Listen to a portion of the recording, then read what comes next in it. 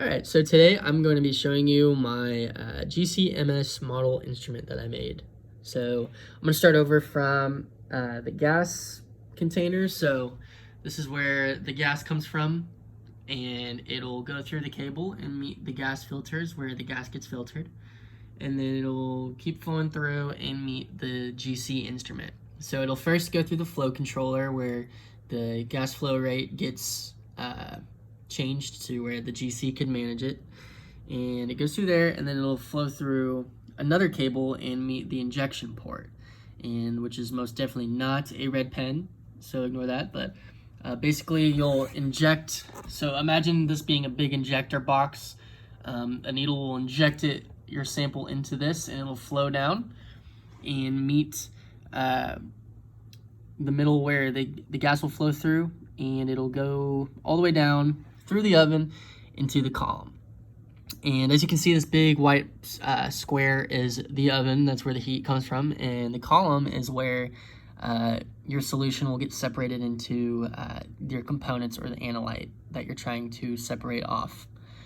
So once everything's separated and ready to go, it'll flow through to the transfer line, and it'll go through and meet the detector, which in most cases is a mass spec. And once that data gets analyzed, it'll shoot data up into the computer, and that's where that goes. And yeah, so overall, this is what my entire instrument looks like, and it goes up to there. So in this specific instrument, you can see on the GC the injection port that I included, and for this specific one, this is a direct on-column injection method. So it'll inject 100% of the solution onto the column that was pulled from the vial up top.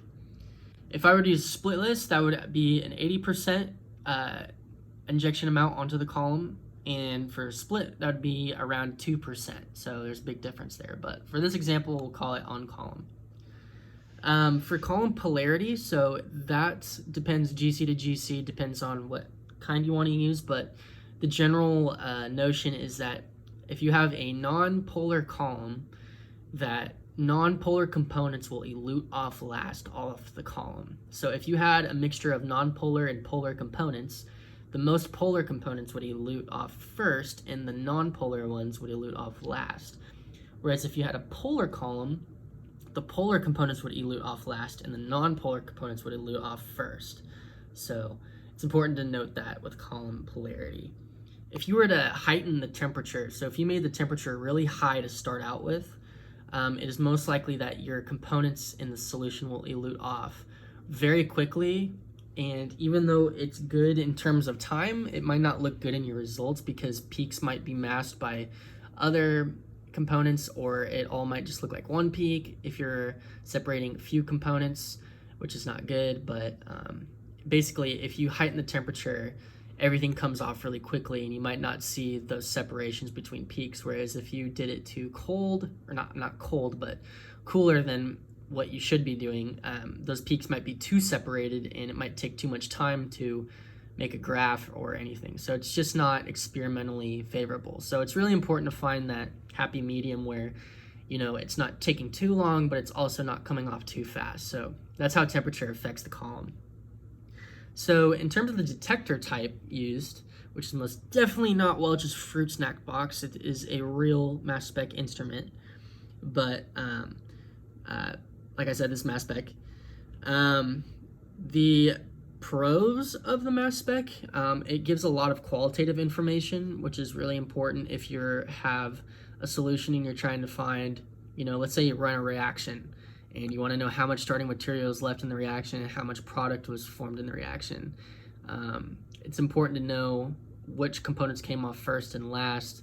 So if you use the detector or the mass spec will give you the molecular weights of those compounds that came off, and you can see which ions, what they were separated into, pretty much. So that is that with mass spec. So for hypothetically, if you were to run butanol, ethanol, and methanol onto the GC, if you ran it as one solution and you want to know what order they would separate based on the column, well, it's kind of funny because that depends on the column and the polarity of those components. So methanol, ethanol, and butanol. Butanol is they're all very similar, except they each have a different amount of carbons attached to their chain. So methanol has the least amount, only has 1 carbon.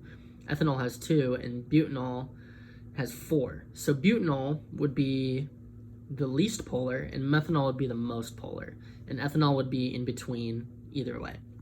So if you were to run that solution of the mix of the three through a non-polar column, butanol would be the last to elute, ethanol would be second, and methanol would be first because it's the most polar, so it would leave the column the fastest.